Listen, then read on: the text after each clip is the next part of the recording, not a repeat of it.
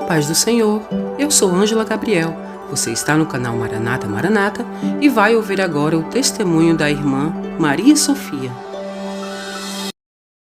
A paz do Senhor, irmãos e irmãs, eu me chamo Maria Sofia, eu moro aqui em Fortaleza, no Ceará.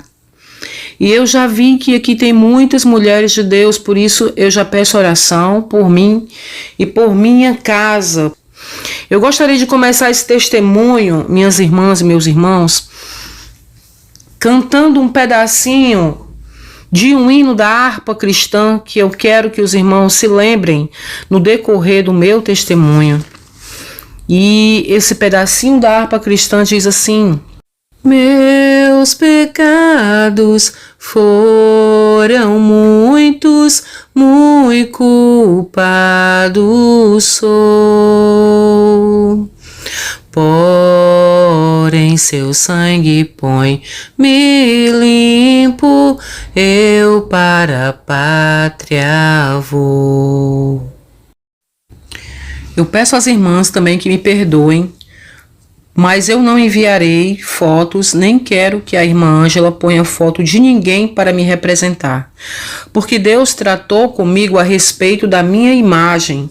E hoje eu só dou honras e glórias a quem merece, a Jesus de Nazaré. Eu peço às irmãs que não se chateiem, mas nesse vídeo eu vou contar a minha história. E eu gostaria que fosse somente o áudio mesmo.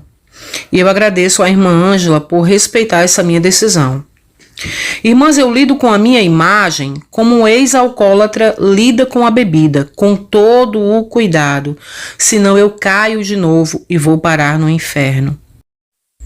Eu nasci em Canindé, interior do Ceará. Minha família era devota de São Francisco de Assis. Quando eu nasci, eu tive alguns problemas de saúde. Por isso, minha avó disse à minha mãe que fizesse uma promessa a São Francisco de Assis, que se eu ficasse boa e curada, ela cortaria o meu cabelo e deixaria na Casa dos Milagres. Para quem não sabe, Casa dos Milagres é um prédio em Canindé, onde anualmente milhares de devotos depositam suas provas materiais de fé, como fotos, próteses, pedaços de madeira moldados conforme a parte do corpo que foi curada de alguma doença, maquetes de casa, carro e também cabelos, como foi o meu caso. Mas antes de entregar o voto, o que a minha família não sabia é que eu era uma criança atormentada. Sempre de madrugada eu acordava e começava a ver bolhas flutuando diante dos meus olhos. Depois, um menino aparecia embaixo da minha rede e me chamava para brincar. Ele dizia que minha família o tinha chamado para me proteger. E ele falava também que ia chegar o dia dele receber o meu cabelo e depois disso, nunca mais ele sairia de perto de mim. Eu era criança, mas não era boba. Passei a entender que só eu via aquele menino, por isso não falei nada com ninguém. É verdade que às vezes ele me fazia mentir, me dizia para falar e fazer coisas que para mim eram bobagens, mas eu não ligava. Quando completei 12 anos, entregamos meu cabelo na Casa dos Milagres e foi uma festa. Minha avó, minha mãe, meus tios, todos fomos à Casa do Milagre. Depois eu lembro que meu pai e minha mãe se separaram. O meu pai arranjou outra mulher, foi viver com ela e por isso minha mãe achou melhor vir comigo para Fortaleza, morar com uma tia minha. Lembro também que meu amiguinho espiritual jamais apareceu novamente após eu entregar o meu voto. Aos 16 anos, começou minha história com minha aparência. Para cortar meu cabelo e entregar esse voto, eles cortaram meu cabelo muito curto e eu passei muito tempo parecendo um menino. As outras crianças com quem eu brincava começaram a tirar sarro da minha cara e fazer pouco de mim. Então eu ficava triste e chorava, me recolhia, ficava sozinha. Tudo isso me deixou muito triste e deixou marcas em mim, de forma que eu prometi a mim mesma que nunca mais cortaria meu cabelo curto, que sempre deixaria meu cabelo comprido para que as pessoas tivessem sempre certeza de que eu sou uma mulher. Então, logo que meu cabelo começou a crescer, eu comecei a cuidar para que ele crescesse mais depressa e ficasse longo. Minha tia começou a me levar a centros espíritas. E lá eu via espíritos, eu os via se materializando, eles falavam comigo. Um dia um deles me disse: "Que saudade de nossas brincadeiras de infância, mas agora é hora de brincarmos como adultos." Eu não entendi aquilo até que os problemas da minha vida começaram. Alguns meses depois, minha tia chegou para mim com uma pintura de cabelo, com uma tinta, e disse: "O que você acha de mudar o visual?" Eu aceitei e pintamos meu cabelo. A partir daí, as coisas começaram a acontecer na minha vida. Primeiro, que o namorado da minha mãe começou a dar em cima de mim pelas costas dela, e eu sempre desconversava e ignorava, mas aquilo me incomodava e me fazia sentir culpada. Meu vizinho também se interessou por mim e eu o achava bonito, mas o problema é que ele era casado. Nesse mesmo tempo, tive um professor que também começou a dar em cima de mim e nós começamos a namorar, porém descobri que ele também era casado. Eu tinha um problema, estava numa época em que queria namorar, porém os rapazes não me cortejavam. Eu só chamava a atenção de homens casados. Então, com o passar do tempo, comecei a achar aquilo normal. Comecei a entender que todos os homens eram mentirosos, predadores que te enganavam para se aproveitar de você até quando pudessem, ou até você descobrir a verdade.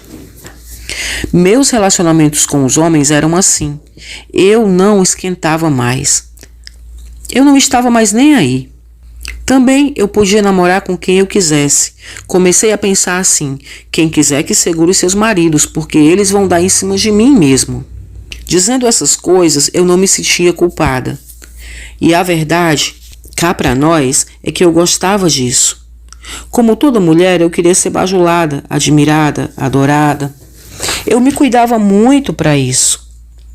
A cor do meu cabelo era uma cor assim, loiro escuro, quase chegando no ruivo. E era também uma cor que eu procurava manter sempre combinando com a cor das minhas unhas. Eu comecei a pintar as minhas unhas da mesma cor do meu cabelo. E eu também não gostava de pegar sol. Eu achava que pele bronzeada não combinava com cabelo ruivo. Além disso, eu fazia regime e mantinha as minhas unhas sempre longas. Isso que eu amava, cuidar do meu cabelo e das minhas unhas. Como eu era jovem e linda, eu atraía muitos homens mesmo. E aqui e acolá eu me metia em alguma confusão. Sempre tinha alguma fofoca rolando sobre mim na rua. Ou aparecia alguma mulher dizendo que eu estava namorando com o seu marido. A minha mãe brigava muito comigo quando isso acontecia. Ela já havia me ensinado que mulher não trai mulher, mulher só trai homem, porque eles são todos safados. Eu procurava explicar à minha mãe que os homens é que davam em cima de mim e me enganavam, mas que quando eu descobria, eu sempre largava. Um dia eu cheguei da escola e o circo estava armado no portão da minha casa. Uma menina muito jovem, já com um bebê de mais ou menos 1 ano no braço, e grávida, estava gritando no portão da minha casa. Ela dizia: "Sua filha é uma rameira, está acabando com o meu casamento, está acabando com a minha vida, está acabando com o meu lar." Lá de dentro, a minha mãe gritava: "Você está enganada, não é ela." E a minha tia gritava também. Eu cheguei e, na maior calma, fui logo perguntando: "O que é isso?" A menina se virou para mim e começou a gritar, chorando, querendo me agredir, mesmo com o bebê no braço. A minha mãe também gritou comigo lá de dentro, dizendo: "Eu já falei para ela que ela está enganada, que não é você." Eu olhei para minha mãe com toda a calma do mundo e disse: "Mãe, sou eu sim, ela não está enganada." Abra aqui o portão, deixa ela entrar e vamos resolver isso. Minha mãe me encarou com ódio. Ela sempre me ensinou que mulher não trai mulher, só trai homens, porque todos são safados. Mas eu fiz a menina entrar, ofereci refrigerante, café, dei um biscoito para o neném dela e, sentadas no sofá como pessoas civilizadas, expliquei a ela que o esposo dela me enganou. Enganou a nós duas, mas que a partir dali eu não o veria mais. E assim eu fiz. Eu era muito prática nesse ponto, muito dona de mim. E eu gostava de ser justa quando isso me convinha. Eu não gostava de ser refém dos meus sentimentos. Se o marido era dela, era dela. Eu não ligava. Eu tinha outros aos meus pés. Com isso, eu também ganhei a admiração da minha tia e da minha mãe, porque fui boazinha com a minha rival. Depois disso, é que eu me lembro que eu conheci uma certa pessoa, porque eu comecei a trabalhar e sempre cedinho, na parada de ônibus, nos encontrávamos. Todos os dias, no mesmo horário, na mesma parada, e eu reparei logo na aliança dele. Reparei também que nos dias seguintes, depois que ele percebeu que eu o observava, essa aliança sumiu. De repente não havia mais aliança. Me lembrei do que minha mãe disse. São todos uns safados. Um dia, sorri para ele e ele sentou-se ao meu lado no ônibus. Conversamos a viagem inteira, trocamos telefone e não demoramos a marcar um encontro. Ele era branco, alto, atlético. Nada contra os morenos, mas eu sempre gostei dos brancos e, se fosse forte, era o meu ponto fraco. Nos primeiros dias, ele só falava dele, seus gostos, passatempos, etc. Muito mais tarde, ele me confessou que era casado e que tinha 2 filhas e era crente. E isso eu descobri porque eu convidei para ir comigo a algum lugar certa noite e ele falou: hoje não posso. Tem algo importante na igreja. E eu fiquei assim, meio espantada. O quê? Como é que é? Crente? Mas crentes não são certinhos? Não são corretos? Moralistas? Como assim você trai sua esposa e é crente? Ele me explicou, ou pelo menos tentou, que isso não era comum, mas que a nossa situação era diferente, era uma exceção porque ele havia se apaixonado por mim. Eu fiquei com raiva dele, confesso, porque eu respeitava a devoção das pessoas, dos fiéis. Eu tinha sido curada na minha infância pela fé da minha avó, então eu não gostava de mexer com essas coisas de católico nem de crente. Mas eu me acostumei, e pior do que isso, eu me apaixonei. E dessa vez foi tudo diferente de todas as vezes em que eu havia feito aquilo.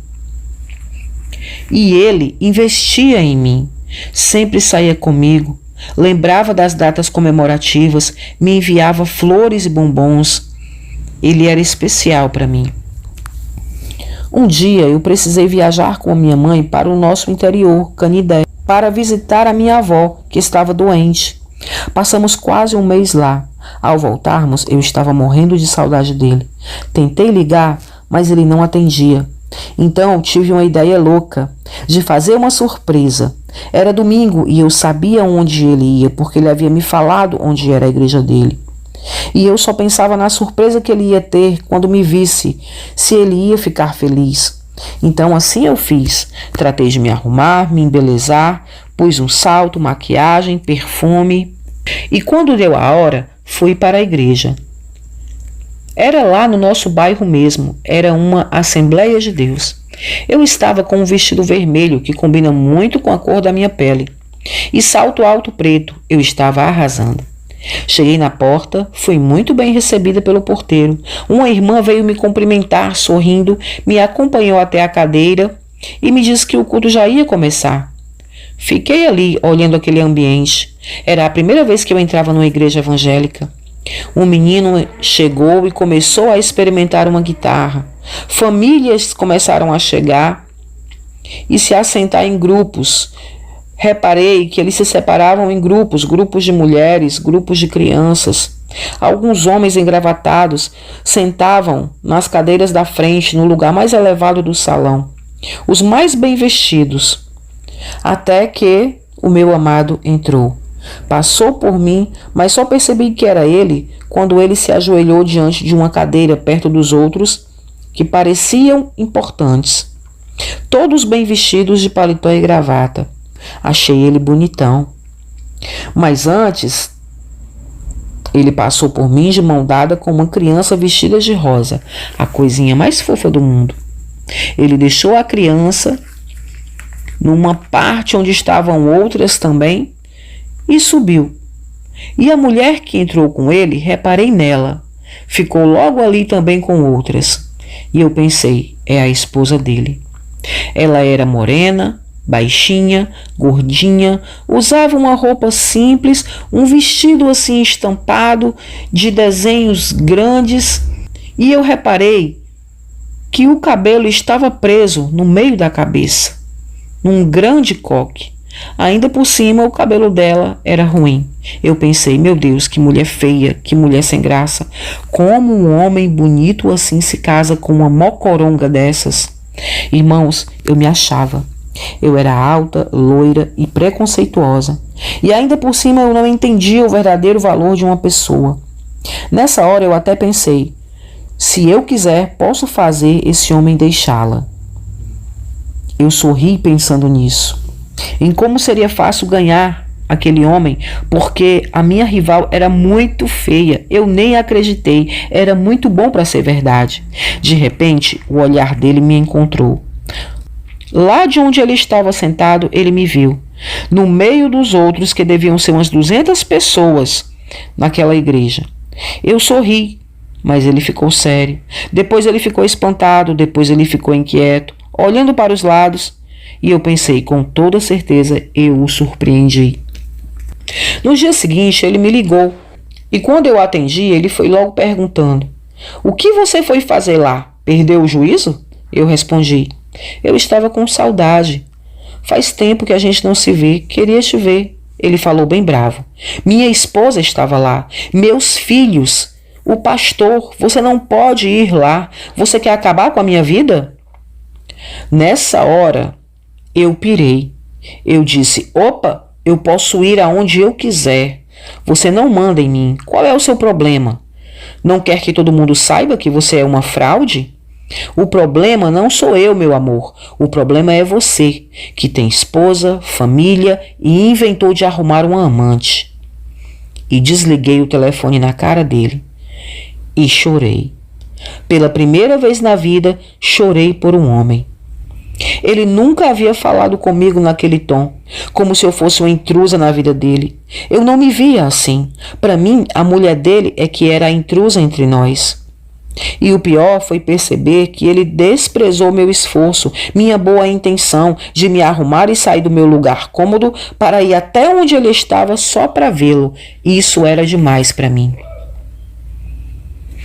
Nessa hora, minha tia entrou no quarto e me viu chorando, e como eu estava mal e precisava desabafar, acabei contando tudo para ela.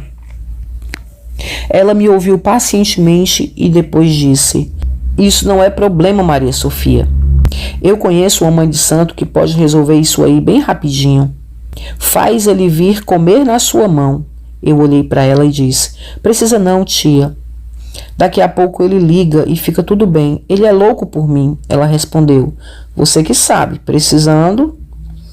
Passaram-se 1 dia, 2 dias, 10 dias, 15 dias e nada dele ligar. Eu já estava desesperada.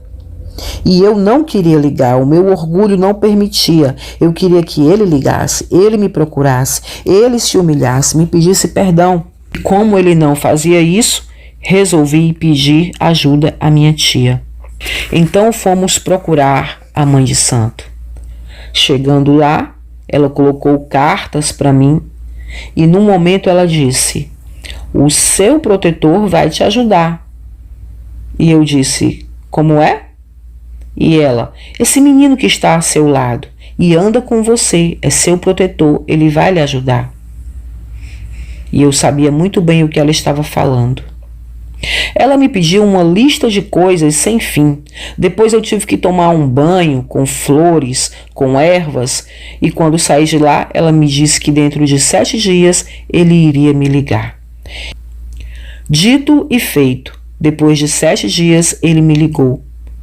Se humilhou, se desculpou e nós reatamos. Só que a partir dali eu passei a me sentir diferente. Não consigo explicar. Eu estava mais valente e mais disposta a fazer o que fosse preciso para estar ao lado dele.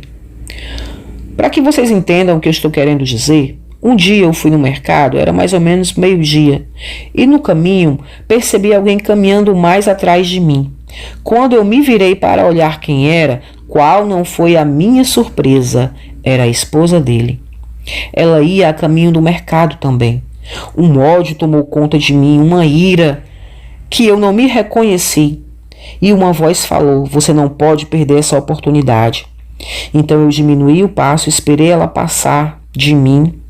E quando ela passou um pouco, eu avancei nela. Peguei nos cabelos dela, joguei ela no chão e bati. Fui para cima dela. Dei soco, dei tapa, dei murro, dei chute. E ela só gritava. Quando eu cansei de bater, ela me perguntou: por que você fez isso? E eu, que já estava indo embora, voltei e disse a ela: por causa do seu marido, ele está comigo e ele vai ser meu. E ela falou: pois o meu Deus vai libertar ele. Eu disse: quem é o seu Deus? A minha boca anestesiou e eu não lembro exatamente do que eu disse, mas eu lembro que eu xinguei ela. Depois eu ri e disse: é mesmo? O seu Deus vai libertar ele? E quando? Ela disse: já. O meu Deus é o Deus de já. Eu continuei rindo. Ri muito dela, ali no chão, toda suja, rasgada e chorando. Nem foi mulher para tentar reagir. E eu fui embora. Chegando em casa, entrei em pânico. Meu Deus, o que foi que eu fiz? Já ele liga para brigar pelo que eu fiz. Esperei, mas ele não ligou. Só depois, mas para nos encontrarmos. Só que estava tudo normal. Ele não falou nada. Ele não sabia. Ela não contou. Fiquei intrigada com isso. Que mulher é essa que não foi reclamar ao esposo? Um mês depois, ele me ligou, marcando um encontro. Normal, eu fui. Nesse dia ele estava sério, e depois de rodear um pouco, falar da família, falar dos filhos, falar da igreja, ele simplesmente terminou comigo. Diz que estava arrependido, que tinha contado tudo à esposa, que ela tinha perdoado e dado a ele mais uma oportunidade. Eu só ouvia calada. Então perguntei: então é assim? E ele disse: sim, é assim. E me pediu desculpas. Eu gritei: não sou sua esposa boba e boazinha que fica perdoando tudo. Eu não te perdoo. Ele fez que não ouviu, se levantou e saiu. E eu fiquei ali, morrendo de ódio. Saí de lá e fui direto na casa da mãe de santo. Dessa vez eu fui sozinha e disse a ela: eu quero que a esposa dele morra, porque eu quero ele para mim. A mãe de santo me olhou preocupada e disse: eu já fiz uns 3 trabalhos para você.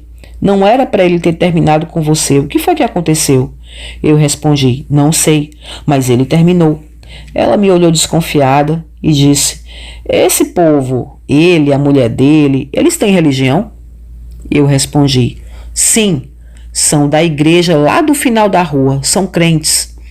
Ela regalou os olhos e disse: e você não me disse isso? Menina, eu não faço trabalho contra crente porque não funciona e também porque o preço é triplicado. Pois eu triplico, eu disse. Eu estava desesperada. Eu tinha que conseguir aquele homem para mim. Eu não pensava em mais nada na minha vida. Então convenci aquela mulher a fazer o trabalho. Me custou caro. Ela me pediu muita coisa, inclusive objetos dele, que eu já tinha. Porém, ela também me pediu objetos dela, o que foi difícil para conseguir.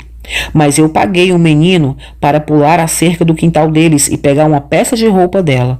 Deixei tudo na mão da mãe de santo, paguei a metade do valor e fui para casa. Naquele mesmo dia era domingo e eu pensei em ir na igreja só para desafiar eles, para olhar para eles e aterrorizar. Afinal de contas, ele nunca saberia se eu havia ido lá para contar tudo para o pastor ou para outra pessoa qualquer de lá. E eu fiz isso. Cheguei mais cedo, entrei, sentei, esperei eles chegarem e fiquei só encarando. Mas notei uma coisa: ele não subiu para sentar com os outros, nem estava de paletó. Estava de camisa de malha normal e sentou no banco de trás, com ela. Eu fiquei encarando eles e continuei o culto todo. E eles me viram, mas quase não me olharam. Houve um momento estranho em que o homem que estava falando no microfone gritou: "Ei, você! Não desafie o Deus Altíssimo. Horrenda coisa é cair nas mãos do Deus vivo." Ele falou um monte de coisas, mas eu só lembro disso. Foi como se meus ouvidos se abrissem para ouvir justamente naquela hora e se fechassem depois disso. Depois eu fui para casa com ódio. Passaram-se os dias e nada aconteceu. Só o que aconteceu foi que ele ligou para mim, dizendo: "Pare de fazer feitiço." Eu disse: "O quê?" E ele repetiu. E eu perguntei: "Como você sabe se eu estou fazendo ou não?" E ele me falou: "O meu Deus disse para mim que você está fazendo feitiço para mim, mas não vai dar certo. Pare de fazer, você pode se prejudicar." E desligou o telefone. E eu fui na casa da mãe de santo, só que ela não estava lá. Quem me atendeu foi uma menina que a ajudava, e ela me contou que a mãe de santo tinha se acidentado, havia levado um choque violento na tomada da geladeira e estava no hospital. Eu saí de lá irada, disposta a procurar outra pessoa, e encontrei uma feiticeira, e ela concordou em fazer o trabalho de morte.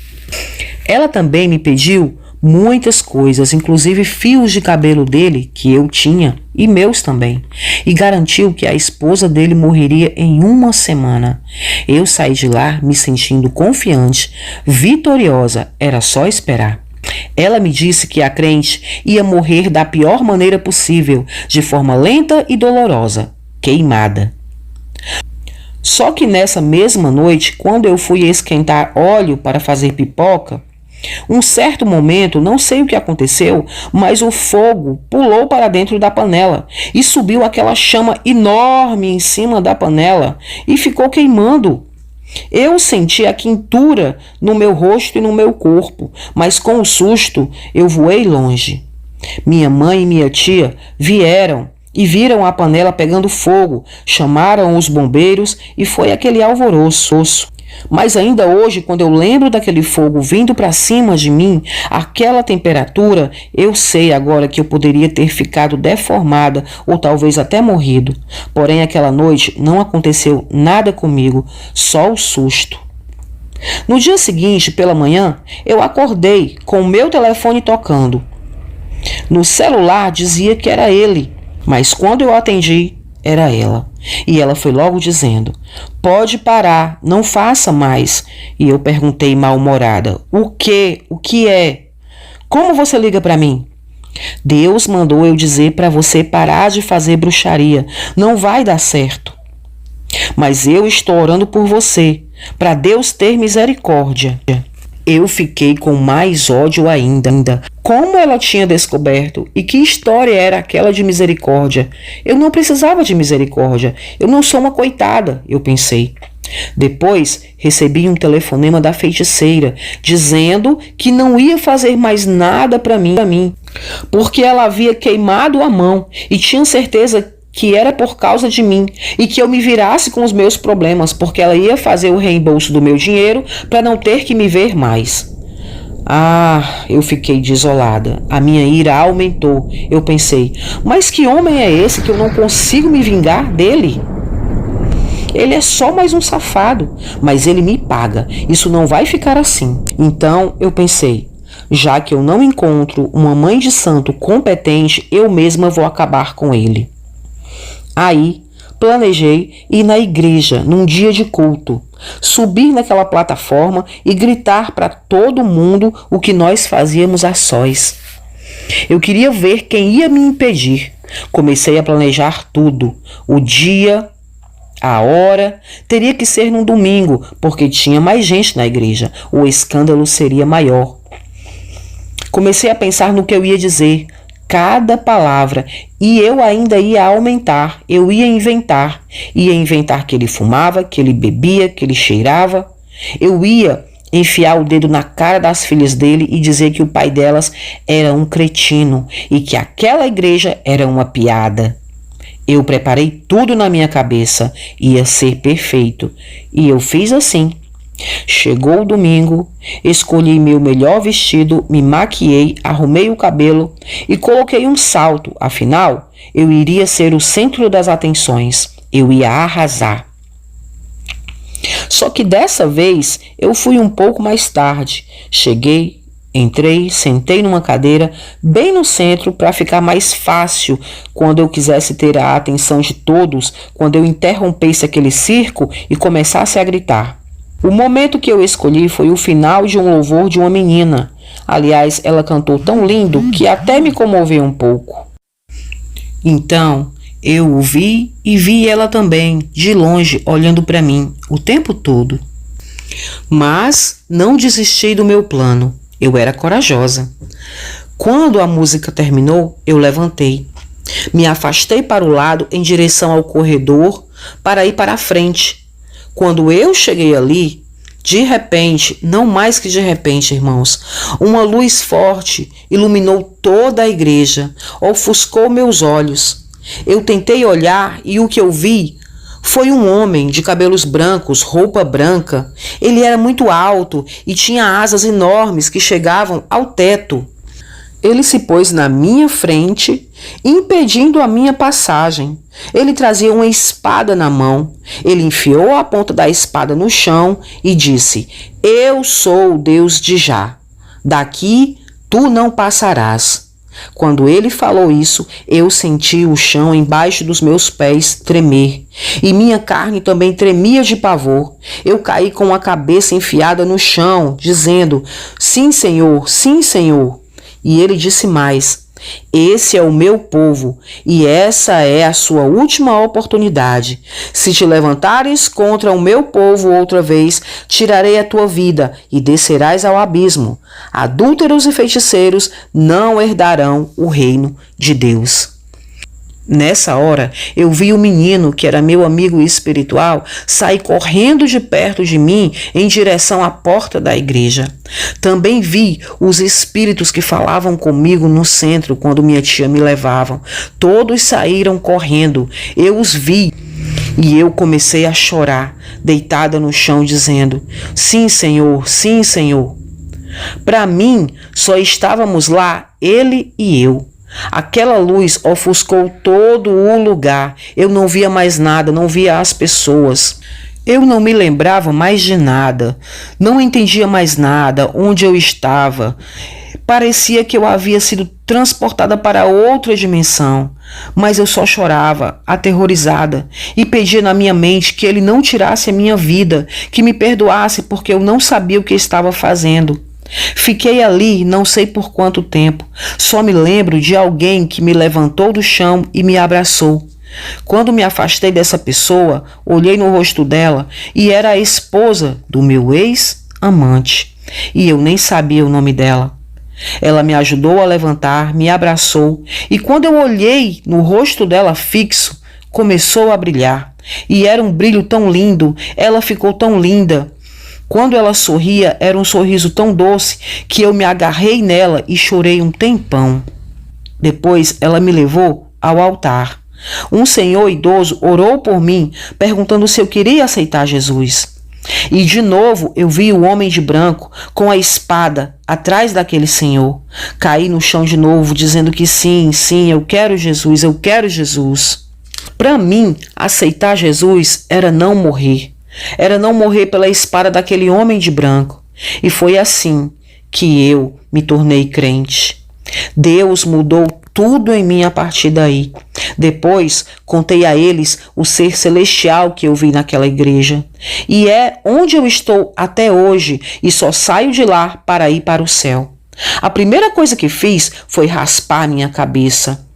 Tirei aquele cabelo imundo de pecado de cima de mim. Queimei maquiagens, esmaltes, roupas, sapatos, brincos, tudo. Fiquei quase sem ter o que vestir. Mas Deus usou irmãs para me abençoar com roupas, enquanto eu conseguia comprar outras novas. Hoje, o meu cabelo é cacheado. Eu uso coque, uso camisa de botão, saia longa, não tiro fotos, nem gosto de me arrumar. Vou de Havaianas para qualquer lugar e o que eu preservo é a simplicidade e a humildade. Eu tenho medo e pavor que alguém me ache bonita e isso me traga algum pecado. Se alguém gostar de mim, tem que ser pelo que eu sou e não pelo que eu pareço. A aparência é enganosa. Cuidado, minhas irmãs, vigiem com a vida cristã de vocês. E para terminar, eu ganhei minha tia para Jesus. Depois, fui para o interior e preguei para minha avó, que era devota de São Francisco de Assis. Ela aceitou Jesus, confessou o seu nome e depois partiu para a glória. A minha mãe ainda está visitando a nossa igreja, mas eu sei que Deus a vai salvar na hora certa, em nome de Jesus. Conheci também um rapaz na igreja, que hoje é meu esposo e não é um safado. É uma bênção na minha vida. Deus me deu. Nós casamos e temos um bebê. Então, o que eu quero dizer para vocês, finalmente, larguem tudo que é do mundo. Não hesitem, porque o Senhor está às portas. E quanto mais nós nos desprendemos das coisas dessa terra, mais o Senhor nos limpa, nos purifica e nos prepara para herdar a nova Jerusalém. E aqui eu quero deixar a paz do Senhor, quero pedir oração e quero dizer que o Senhor continua me transformando de glória em glória e eu desejo que Ele faça o mesmo com você. Que Deus te abençoe, te ilumine, te afaste das trevas cada vez mais e te traga cada vez mais para a sua preciosa luz. Amém? Fiquem com Deus em nome de Jesus. Se você gostou desse vídeo, não esqueça de deixar o seu like, comentar, se inscrever no nosso canal e também ativar os sininhos para que você possa receber outros vídeos iguais a esse.